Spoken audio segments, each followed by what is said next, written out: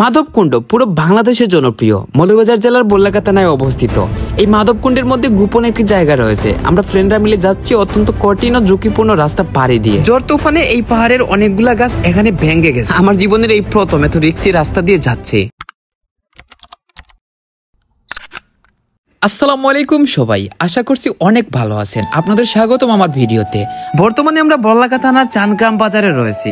বিয়ানীবাজার থানা থেকে আমরা কয়েকটা ফ্রেন্ড মিলে যাচ্ছি বাইকে করে বল্লাকার ফেমাস বা জনপ্রিয় স্থান মাধবকুণ্ড। আর সেই মাধবকুণ্ডের ভিতরে আরেকটি জায়গা রয়েছে যেখানে আপনারা এখনো হয়তো অনেকেই জাননি। সেই জায়গার নাম হচ্ছে পরিকুণ্ড।